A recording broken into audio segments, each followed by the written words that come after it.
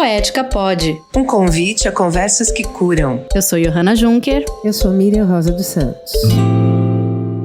Bom dia, boa tarde, boa noite para você que está nos ouvindo. Este é um episódio que foi dividido em duas partes. Essa é a parte 2 sobre as armadilhas que encontramos pelo caminho.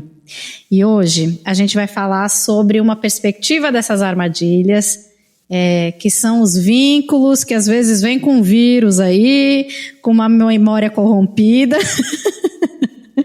E Mi, eu queria que você começasse contando pra gente, fazendo aquela leitura que a gente conversou um pouquinho mais cedo, que eu acho que tem tudo a ver com o que a gente vai falar hoje. Sim, porque nós estávamos no episódio anterior, nós comentamos de como a desconexão é uma grande armadilha, né?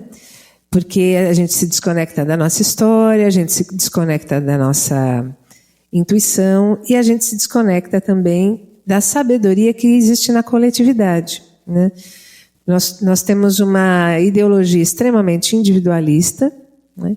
E acho que a gente precisa lembrar que tem uma diferença entre a subjetivação, né, e o individualismo. A gente precisa estar conosco mesmo, né, juntar os pedaços que formam o nosso eu, o nosso sujeito. Mas isso não é estar isolado, né, porque quando a gente não bebe da sabedoria ancestral, da sabedoria da comunidade, da coletividade, a gente se coloca em riscos, né? E tem uma pensadora muito interessante que chama Simone Weil, eu acho que é assim que fala o nome dela, ela é alemã, que escreve muito sobre o enraizamento. Ela fala que as raízes, a experiência de pertencer, de ser enraizado, é uma das necessidades mais fundamentais da alma humana.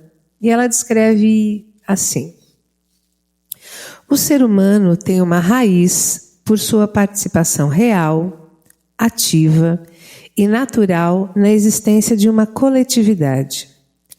Essa coletividade conserva vivos certos tesouros do passado e certos pressentimentos do futuro. Eu acho isso fantástico, Mi, porque esse tesouro do passado, e o que é do futuro? Os pressentimentos do futuro. Ou seja, aquilo que tá, aquilo que é da ordem do ainda não, do que está por vir, né? A gente precisa resgatar, né? Me lembra inclusive aquele conceito de Sankofa, né? Aquela imagem que a gente carrega com a gente, justamente esses tesouros do futuro, né, que uma ave olhando para trás para resgatar os símbolos, as histórias, as raízes do passado, e um corpo que está indo em direção ao futuro, mas que precisa trazer consigo esses saberes. E esses saberes é aquilo que dá um enraizamento para a gente. Se a gente vai deixando esses tesouros naquela malinha, né, para retomar a metáfora que a gente estava usando no último episódio, de que a gente é dado uma malinha e vão colocando lá dentro coisas que não nos pertencem, a gente precisa cuidar muito bem do que é tesouro, do que nos passaram, que foi epigeneticamente, né, a partir da ancestralidade, foi transmitido a gente, né? Inclusive é isso que mantém essa linha de continuidade viva. Se houvesse um rompimento nessa transmissão dos tesouros, a gente não estaria mais aqui. Então é muito importante que a gente tenha claro, assim, e tenha bastante consciência de que a gente faz parte desta coletividade, que a gente está co-criando, co-nascendo, dessa maneira bem emergente e constantemente, que a gente tem os pés fincados nessa terra, nesse território, nos saberes da terra, nesses territórios e nas comunidades, para que a gente tenha segurança e eu acho que uma perspectiva lúcida das armadilhas que podem ser colocadas no caminho. E uma dessas armadilhas, eu acho, que não à toa a gente vai falar sobre isso hoje, é que há armadilhas nos vínculos também. Então a gente precisa pensar a gente falou que o vínculo é vital em episódios passados, a gente trouxe essa questão de pensar a nossa história, de resgatar a história, de ir buscar lá no passado as histórias dos nossos pais, avós, tataravós, né? Como que a gente chegou até aqui, a nossa própria história, o que entregaram pra gente de bom e de ruim, o que a gente carrega na malinha, que é tanto tesouro, mas também que é ônus, para reconhecer que alguns dos vínculos que a gente vai formar, eles podem ser esse HD externo, para usar uma outra metáfora que a gente já usou, mas que vem com certo vírus, com uma memória corrompida, né, minha irmã? E aí é o que a gente que a gente quer trazer para reflexão hoje. Então, como é que você vê isso, Mi, de alguns dos vínculos que a gente forma serem resposta a certos traumas que a gente vai reeditando e revivendo? Você pode falar um pouquinho sobre essa questão do trauma? Olha, é muito importante a gente discriminar que existem vínculos que são dados pela construção do afeto, né, pela mutualidade, pela troca, e há vínculos que são formados pela neurose compartilhada, né? Nossa, forte. A neurose é uma coisa grudenta. São as relações mais complicadas da gente se desvencilhar. Porque são muitas tramas inconscientes, antigas, que ligam a gente a algumas pessoas. O que são os traumas? O trauma é um afeto que o psiquismo não conseguiu digerir. Ele não conseguiu processar. Nossa, que coisa didática, minha irmã. Fala de novo pra gente. Então, o trauma são os afetos. São os afetos que você não conseguiu digerir. São coisas que o psiquismo tem que dar um destino para os afetos, né? Eles têm que circular e se tornar outra coisa. Quando eles não conseguem ser destinados, eles vão ficar atuando no psiquismo, gerando sintoma. Não sei se... Um subproduto. Um subproduto. Faz o arroto, total sentido. Vamos dizer assim, né? É o arroto. É o arroto. Aquele resquício de uma situação dolorida e que você não sabe o que fazer com aquela dor. Você não sabe... Às vezes você nem consegue identificar como dor. É aquela angústia amorfa, inominada, né? E a tentativa do psiquismo de elaborar esses afetos intrusivos, excessivos para o psiquismo, disparam um mecanismo que é uma pura cilada, que é o que o tio Freud chamou de compulsão à repetição. Então, se a gente for olhando para as nossas vidas, para as vidas das pessoas que estão ao nosso lado, você começa a ver, um exemplo, mulheres que só se apaixonam por homens casados, pessoas que só fazem sociedade com pessoas que depois vão lhe dar o golpe. Há pessoas que sempre investem dinheiro em amigos que nunca vão pagar. Ou seja, sabe-se lá qual a variedade das repetições da vida de cada um, mas cada vez que uma coisa começa a se repetir, é indício de uma situação traumática que está buscando uma resolução às cegas. Olha que coisa interessante. Eu estava pensando na palavra regurgitar, né? Que a gente fica meio que regurgitando, né? Essa repetição, esse arroto. Sim. E aí eu fiz uma rápida busca aqui. E aí me parece que o regurgitar é expelir o que está em excesso. E a gente se enche, né? Esse trauma meio que enche a gente. Ele está em excesso e ele precisa de ser dissipado de alguma forma. E isso é externalizado, e aí a gente vive essas relações e que a gente fica reeditando, revivendo, para dar conta de elaborar, sei lá, dar conta de processar, literalmente, de digerir. É isso, mais ou menos? Que exatamente você isso. Está colocando? É exatamente Faz sentido? Isso. Todo entendido. Então, ter essas... Quando uma relação como é que a gente, né, nessa metáfora que a gente faz, né, do HD externo, né? Quando uma pessoa na sua vida é um HD, vamos dizer assim, com vírus, como a gente está dizendo, né? É quando aquilo que há de mais dolorido na sua vida se repete sem uma saída. Se repete diante dos seus olhos sem que tenha nenhuma alteração. Então, assim, você viveu uma situação de violência, quando você vê, olha nós aqui outra vez, vivendo a mesma situação de violência. Então, é preciso prestar atenção na armadilha da repetição. Você me contou aquela história do Sartre, lembra? Sim. Conta pra gente, que eu acho que cabe muito aqui a gente relembrar isso. De como, assim, é uma história que eu gosto bastante, que é bem ilustrativa, porque o Sartre vai dizer assim, que nós estamos condenados à liberdade, né? Por que eu lembrei dessa história? Porque a gente tem visto, né, que quando a gente está desconectado, a gente não percebe que a gente atua sobre a nossa própria vida, né? Que foi um pequeno texto, né, do fragmento do atendimento de Gilberto Safra, daquele paciente que está batendo o pé, né, freneticamente, não sabe que é ele, na cortina, e quando o analista fala para ele, acha que é outra pessoa. Como? Eu não estou fazendo nada, você que está batendo o pé no divã, né? E quando ele percebe, ele fica perplexo, não, mas sou eu, né? Porque quando a gente está desconectado de si mesmo, né, da própria história, dos próprios sentimentos, dos próprios propósitos, a gente vai atuando... Do corpo, exatamente. A gente vai atuando de um jeito automático.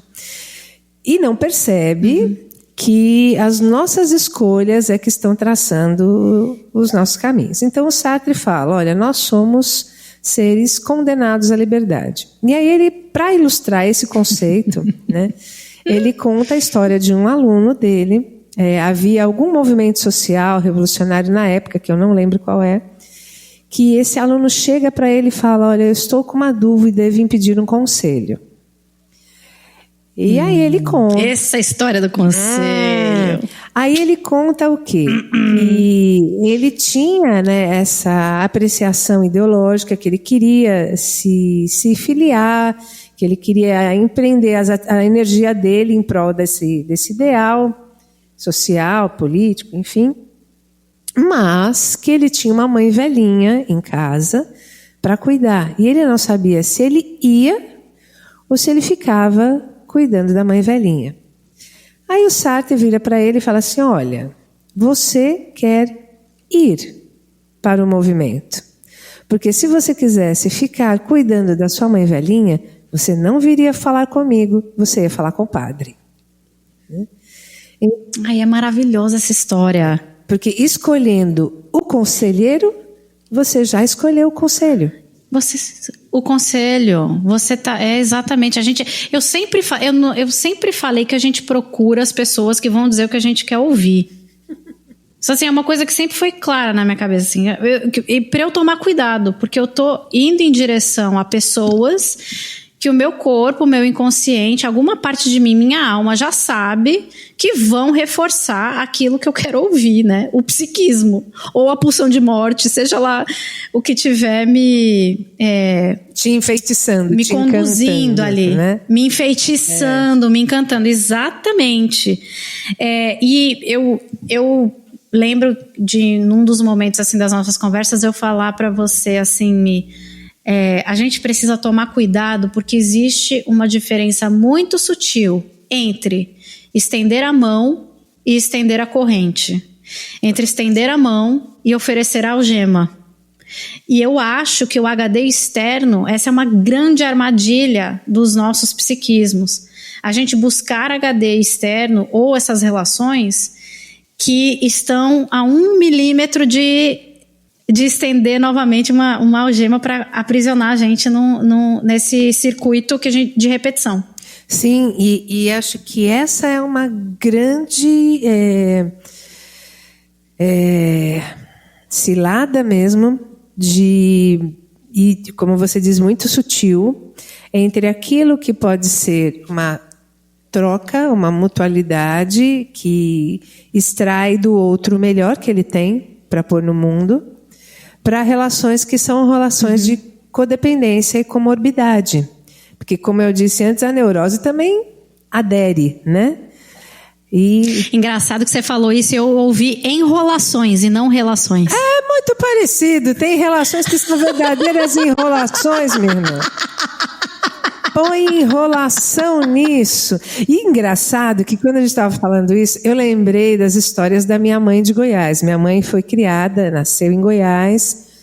Hoje ela está com 80 e poucos anos, então imagine, né, 80 e poucos anos atrás, no sertão de Goiás. Minha mãe morava num sítio, era um lugar que tinha muitas sucuris, né? E ela conta que o povo usava uma expressão de que as sucuris hipnotizavam a presa. E depois ela se enrola na presa e quebra os ossos para comer, né? E Nossa. Eu acho que tem relações que têm essa hipnose, né? De novo o meu repertório de filmes e desenhos de mãe, né? De alguém que já viu vários desenhos e vários filmes juvenis. Eu assisti uma vez um com a minha filha, eu não sei se é Percy Jackson, acho que era Percy Jackson, que eles entram numa festa, que eles comem é um cassino, né? E eles servem umas flores deliciosas, mas que vão dando um embotamento, um encantamento, uma hipnotização, né? E aí um dos deuses lá que estava ajudando na trama começa a sussurrar na mente de um deles: sai daí, não come a flor, sai daí, não come a flor. Porque acho que tem relações que fazem isso conosco, elas nos popotizam, né? Elas nos hipnotizam, elas nos encantam, nos enfeitiçam, é essa a palavra. Né? E então, como que a gente distingue o que é um HD com vírus e outro sem? Né? Acho que essa é uma pergunta importante para a gente pensar. Como que a gente vê como uma relação chega para somar ou chega para adoecer? A gente tinha conversado sobre um poema, lembra que você tinha lido, que eu acho que tinha tudo a ver com essa conversa? Era um poema da Adélia Prado, né? Porque manda pra gente. Sim, porque às vezes quando a gente vai observando a maneira como a gente foi atuando ao longo da vida, a maneira como a gente foi construindo relações disfuncionais, muitas vezes a gente fica muito triste consigo mesmo, né? E eu acho que por isso até que às vezes a gente evita de olhar para essas conexões. Por isso que às vezes a gente se desconecta para não ter que assumir o ônus de ter escolhido mal, de ter... né, de não ter conseguido perceber. Mas uma coisa assim que quando eu li esse poema da Adélia Prado, assim, eu acho que é um alento ao coração, porque assim, as coisas que nós vivemos podem só nos retraumatizar, como a gente pode olhar para elas e a partir delas elas serem um trampolim para um outro nível, para uma outra etapa da vida, né? E a Adélia Prado fala isso de um jeito tão bonito, tão curtinho e tão bonito. Ela fala assim: eu sempre sonho que uma coisa gera. Nunca nada está morto. O que não parece vivo, aduba. O que parece estático, espera. Eu acho tão maravilhoso terminar com a Adélia, porque esse episódio, porque é isso que o Antônio Bispo dos Santos estava falando em relação à arte, ser essa conversa, essa coreografia entre as almas, né? A gente vai, através da arte, através dessas conversas, a gente vai tecendo para não esquecer. A gente vai tecendo mundos e relações possíveis para a gente evitar o esquecimento e para a gente se lembrar sempre. Sim. Então, vamos ser generosos com as nossas dores e repetições, mas sejamos alertas e atentas as armadilhas do caminho. Sim. Né? É isso, minha gente. Poética pode, minha amiga? Pode. A vida pode ser poética, a gente pode ter relações boas, a gente pode viver de um jeito poético. Poética pode. E aí, gostou do episódio? Então continua essa conversa com a gente lá no Instagram, no @poetica.pod. Por lá você pode acompanhar conteúdos exclusivos. Para saber mais sobre nós e conferir outros episódios, acesse www.poeticapod.com. E claro, compartilhe com quem você acha que gostaria de ouvir a nossa mensagem. Nos vemos na próxima roda de prosa, pessoal. Até lá!